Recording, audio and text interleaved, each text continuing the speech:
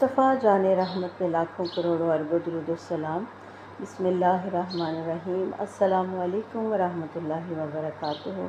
میری پیاری اسلامی بہنوں اور بھائیوں، اللہ تعالیٰ ہمیں قرآن کریم کو سمجھنے، اس پر عمل کرنے اور اپنے وعدوں کو پورا کرنے کی توفیق عطا فرمائے، آمین۔ آئیے آج ہم سورہ آل عمران کی آیت نمبر 81 کا ترجمہ سنتے ہیں۔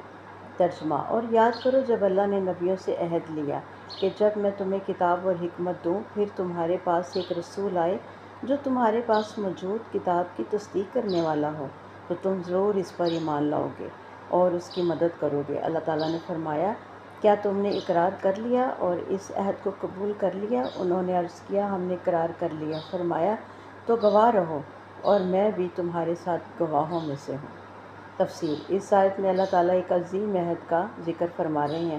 اللہ تعالیٰ نے فرمایا، تمام انبیاء علیہ السلام سے وعدہ لیا کہ اگر آخری نبی حضرت محمد صلی اللہ علیہ وسلم تشریف لائیں تو وہ ان پر ایمان لائیں گے اور ان کی مدد کریں گے۔ یہ آیت نبی کریم صلی اللہ علیہ وسلم کے بلند مقام اور عظمت کو بیان کرتی ہے کہ آپ صلی اللہ علیہ وسلم کی نبوت پر ایمان لانا تمام انبیاء کے مشن کا حصہ ہے۔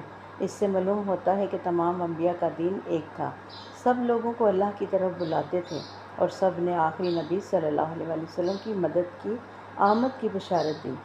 حدیث مبارکہ: رسول اللہ صلی اللہ علیہ وسلم نے فرمایا، میں قیامت کے دن اولاد آدم کا سردار ہوں اور یہ فخر کی بات نہیں بلکہ اللہ کا فضل ہے۔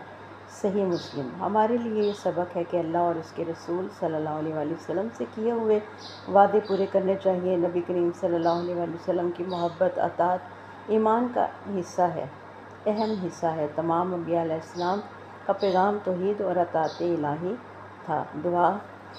دعا ہے رب کریم سے، اے اللہ ہمارے دلوں میں اپنے محبوب صلی اللہ علیہ وسلم کی سچی محبت عطا فرما، ہمیں قرآن و سنت پر چلنے والا بنا اور ہمیں اپنے عہد و وعدوں کو پورا کرنے کی توفیق عطا فرما۔